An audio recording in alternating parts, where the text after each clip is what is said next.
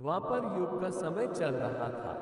भगवान श्री कृष्ण के रूप में महाविष्णु अपने 8वां अवतार में जन्म ले चुके थे। सभी देवता, भगवान, सुर, ऋषि मुनि भेष बदलकर एक एक करके बाल कृष्ण से मिलने आ रहे थे। वह देख भगवान शिव के मन में भी अपने प्रिय प्रभु से मिलने की इच्छा उत्पन्न हुई। पर वह ये सोचकर रुके हुए थे कि बाल कृष्ण के लिए उपहार के रूप में क्या दिया जाए जिसे वह हमेशा अपने पास रख सके। तब शिवजी को याद आया कि उनके पास महान ऋषि दधीची की वज्र की अस्थि रखी हुई है। ऋषि दधीची वह ऋषि है जिन्होंने राक्षस एवं असुरों के संहार के लिए अपनी आत्मा त्याग कर अपनी वज्र की हड्डियां देवताओं को दान दी थी, जिसे विश्वकर्मा जी ने कुछ हथियार बनाए थे। उस बची हुई एक hड्डी को तराशकर भगवान शिव जी ने एक अत्यंत सुंदर बांसुरी बनाई। फिर जब वह बालक भगवान कृष्ण से मिले तब उन्होंने वही बांसुरी उन्हें भेंट कर दी। वो सुंदर भेंट कृष्ण भगवान को बहुत पसंद आई। शिव और कृष्ण भगवान के बीच स्नेह देखकर उस दिन देवताओं ने भगवान कृष्ण को बांसुरी वाला नाम से गौरवान्वित किया। उसी बांसुरी को ही कृष्ण भगवान के अपने अवतार काल के अधिकतम समय जब हमने देखा कि काफी लोग गौतम बुद्ध की कहानियों के बारे में सर्च कर रहे हैं, तब हमने खुद इसके ऊपर रिसर्च शुरू करी और रिसर्च पूरी करने के बाद ही हम आपके साथ कुछ खास और चुनिंदा कहानियों शेयर करने जा रहे हैं। तो चलिए दोस्तों, अब हम शुरू करते हैं। एक बार की बात है कि गांव में एक लड़के की मृत्यु हो जाती है और उस लड़के की माँ बहुत ज्यादा रो रही होती है। तब उसी समय गांव में कुछ लोग आते हैं और उस स्त्री को कहते हैं कि तुम अपने लड़के के शव को लेकर गौतम बुद्ध के पास जाओ, वह तुम्हारे लड़के को जीवित कर देंगे। ये सुनकर वह स्त्री बहुत खुश होती है और गौतम बुद्ध के पास जाने के लिए तैयार हो जाती है। जिन लोगों ने उस स्त्री को गौतम बुद्ध के पास जाने की सलाह दी थी, असल में वह गौतम बुद्ध को नीचा दिखाना चाहते थे, क्योंकि वह लोग गौतम बुद्ध से नफरत करते थे। लेकिन उस स्त्री को इस बात की बिल्कुल भी जानकारी नहीं थी। उनके कहे अनुसार वह स्त्री गौतम बुद्ध के पास चली जाती है। उस समय वहां पर गौतम बुद्ध अपने शिष्यों को उपदेश दे रहे होते हैं। वह स्त्री सीधा गौतम बुद्ध के चरणों में जाकर अपने बच्चे लड़के के मृत शव को रख देती और कहती है कि मेरे बेटे की मृत्यु हो गई है, मुझे मालूम है कि आप इसे जिंदा कर सकते हैं।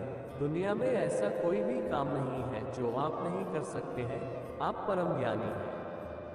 गौतम बुद्ध पहले उस स्त्री की बात सुनते रहे और वहां बैठे उनके शिष्य और अन्य लोग भी गौतम बुद्ध के जवाब का इंतजार करते रहे। थोड़ी देर बाद गौतम बुद्ध ने कहा कि ठीक है, मैं तुम्हारे पुत्र को जीवित कर दूंगा। ये सुनकर वहां बैठे सभी लोग हैरान हो जाते हैं कि क्या ये संभव है।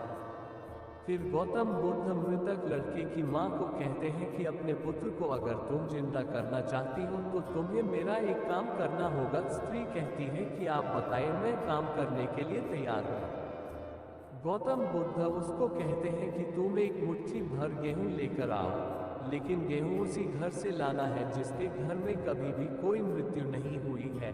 वह स्त्री गेहूं लेने के लिए गांव में चली जाती है। पहले घर में जाती है, गेहूं मिल जाता है, लेकिन उस घर में काफी समय पहले बुढ़े आदमी की मृत्यु हो चुकी होती है। ऐसे करते करते हुए काफी घरों में जाती है, लेकिन सभी घरों में कभी ना कभी किसी ना किसी की मृत्यु हुई होती है। अब वह इस तरह समझ जाती है कि ऐसा नहीं हो सकता कि किसी भी घर में मृत्यु ना हुई हो। जिस घर में किसी ने अगर जन्म लिया है तो उसकी मृत्यु भी अवश्य हुई होगी। फिर वह स्त्री भी गौतम बुद्ध के पास चली जाती है और वहां जाकर गौतम बुद्ध के चरणों में जाकर बैठ जाती और कहती है कि आपने कुछ भी नहीं कहा, लेकिन मैं सब समझ गई कि जिसका जन्म हुआ है उसकी मृत्यु भी अवश्य होगी। चाहे वह इंसान सुंदर हो, करूप हो, बुरा हो, जवान हो, अगर उसने जन्म लिया है तो उसकी मृत्यु अवश्य होगी। मुझे इस बात का ज्ञान तो था, लेकिन मैं इस बात को मानने के लिए तैयार नहीं थी। अब मुझे ये बात समझ आ गई है। और फिर वह स्त्री वहां से अपने बेटे की लाश को लेकर चली गई। एक बार की बात है कि एक गांव के पास खाली बड़े से मैदान में एक पेड़ के नीचे गौतम बुद्ध बैठे थे। उनके सामने काफी सारे शिष्य भी बैठे थे। गौतम बुद्ध उन शिष्यों को अपने विचार सुना रहे थे और सभी शिष्य उनकी बातें ध्यान से सुन रहे थे। गौतम बुद्ध जी ने अपने शिष्यों को कहा कि हमें कभी भी जिंदगी में क्रोध नहीं करना चाहिए और कभी भी किसी को बुरा भला नहीं कहना चाहिए, क्योंकि जो व्यक्ति क्रोध में रहता है वह खुद को नुकसान पहुंचाता है और दूसरों को भी नुकसान पहुंचाता है। क्रोध में रहने वाला व्यक्ति और हमेशा प्रतिशोध की आग में जलता है और अपने जीवन को बर्बाद करता है। उनका उपदेश खत्म होने के तुरंत बाद उनका एक शिष्य खड़ा हुआ और गौतम बुद्ध को कहने लगा कि जो बातें तुम कह रहे हो सब व्यर्थ है, यह बातें जीवन के बिल्कुल विपरीत है, इन बातों का जीवन में कोई भी महत्व नहीं है। वो बुद्ध की काफी बुरा भला कहने लगा, लेकिन गौतम बुद्ध ने आगे से कुछ नहीं कहा। वह शांत बैठे रहे। ये देखकर शिष्य को और भी ज्यादा गुस्सा आ गया। उसने गुस्से में गौतम बुद्ध के चेहरे पर थूक दिया, लेकिन फिर भी बुद्ध ने कुछ नहीं कहा और वह वहां शांत बैठे रहे। इतना करने के बाद वह शिष्य वहां से उठकर चला गया और फिर वह अपने घर पहुंच गया। घर पहुंचते पहुंचते उस शिष्य का गुस्सा बिल्कुल शांत हो गया और उसे एहसास हुआ कि उसने गौतम बुद्ध के साथ बहुत गलत व्यवहार किया है। उसे ऐसा नहीं बोलना चाहिए था। उसने गौतम बुद्ध का अपमान किया है। अब शिष्य को बात समझ आ गई थी और उसे अपनी गलती के लिए काफी पछतावा हो रहा था, इसलिए वह गौतम बुद्ध के पास जाकर माफी मांगना चाहता था। वह शिष्य उसी समय अपने घर से निकला और वहीं पर चला गया जहां गौतम बुद्ध वेद उपदेश दे रहे थे, लेकिन वहां जाकर शिष्य ने देखा कि वहां पर गौतम बुद्ध नहीं है, क्योंकि गौतम बुद्ध उधर उधर जाते रहते थे और अपना उपदेश देते रहते थे। लेकिन उस शिष्य ठान लिया था कि वह गौतम बुद्ध से माफी मांगकर ही हटेगा। वह शिष्य गौतम बुद्ध की तलाश में इधर उधर भटकता रहा। फिर अगले दिन उसे गौतम बुद्ध मिले। वह बुद्ध के पैरों में गिरकर माफी मांगने लगा। तब गौतम बुद्ध ने कहा, क्या हुआ, क्यों रो रहे हो और किस बात की माफी मांग रहे हो? तब उस शिष्य ने कहा कि आप मुझे कैसे भूल सकते हैं, वह वही हूँ जिसने आपको कल इतना बुरा भला कहा था और मुझे इतनी जल्दी कैसे भूल सकते हैं? तब गौतम बुद्ध ने कहा कि मैं कल की बात कल ही छोड़ देता हूँ, यही मेरे जीवन जीने का तरीका है। ये सुनकर शिष्य हैरान हो गया और गौतम बुद्ध से और भी ज्यादा प्रभावित हो गया। उसने गौतम बुद्ध से बोला कि आज से आपकी हर बात को मैं माना करूंगा। एक बार की बात है कि गौतम बुद्ध अपने शिष्यों के साथ सफर पर थे। तभी गौतम बुद्ध अपने शिष्यों के साथ एक जगह पर बैठ गए और उन्होंने अपने शिष्य को कहा कि मुझे प्यास लगी है, जाओ तुम मेरे लिए पानी लेकर आओ। तब शिष्य उठा और उसने आसपास देखा तो वहां पर पानी का कोई भी स्रोत नहीं था। फिर वह शिष्य पानी की तलाश में चला गया। थोड़ी दूर जाने के बाद उसे पानी का स्रोत मिला, लेकिन वहां उसने देखा कि उस पानी में काफी लोग कपड़े धो रहे थे।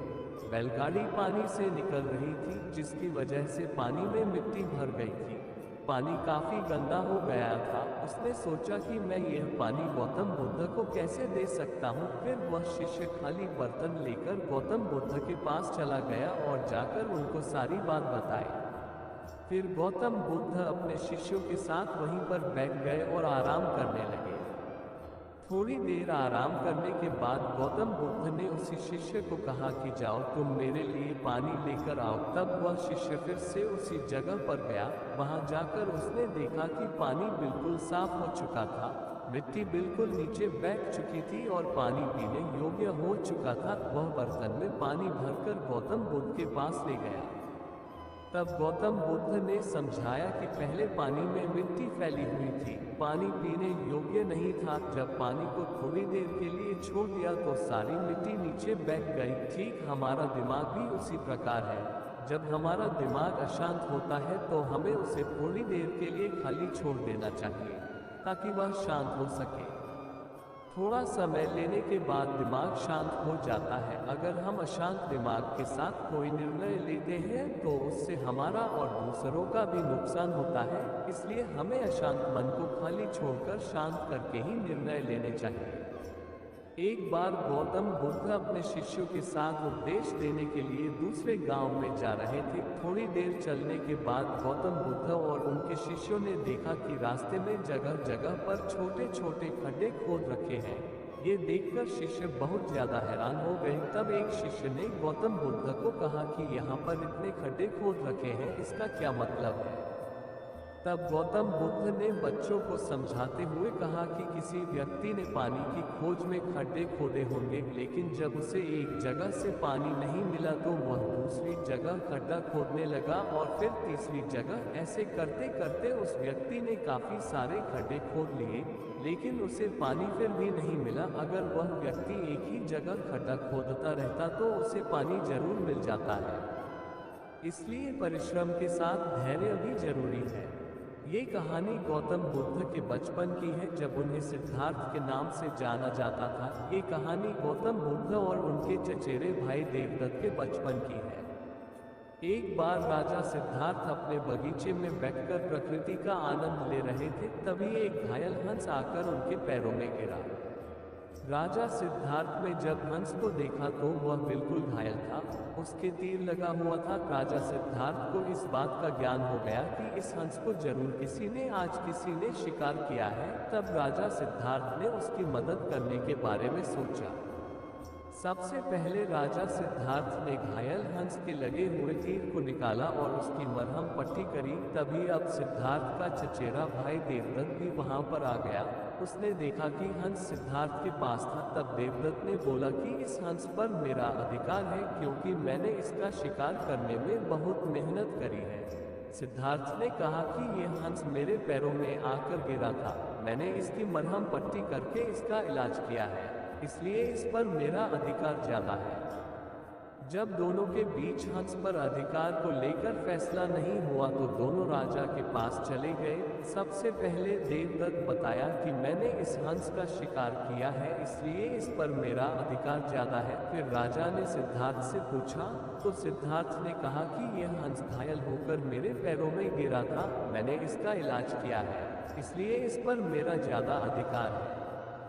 ये बात सुनकर राजा सोच विचार में पड़ गए। तब राजा ने कहा कि मारने वाले से बचाने वाला बड़ा होता है, इसलिए इस हंस पर सिद्धार्थ का अधिकार ज्यादा है। अब ये बात देवदत्त को भी समझ आ गई थी कि मारने वाले से बचाने वाले का अधिकार ज्यादा होता है।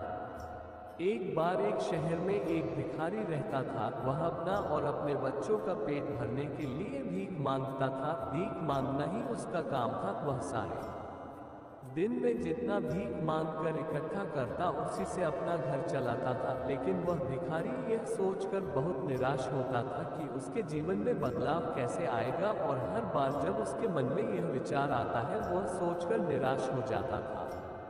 एक दिन भिखारी ने बाजार में देखा कि काफी लोग निराश होकर आंखों में आंसू लेकर गौतम बुद्ध के पास जाते हैं, और जब वापस आते हैं तो बहुत खुश होते हैं। लेकिन उसे ये समझ नहीं आ रहा था कि गौतम बुद्ध के पास ऐसा क्या है जो हर कोई जाता है वहां से खुश होकर ही वापस आता है।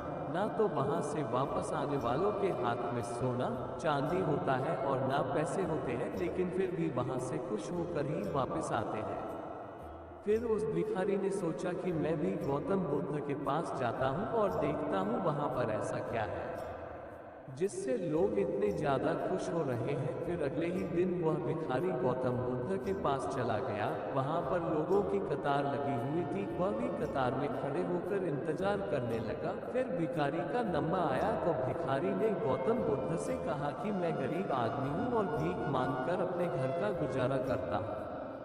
मैं अपनी जिंदगी से बहुत ज्यादा परेशान हूँ, मुझे बताइए कि मेरा जीवन कैसे बदल सकता है।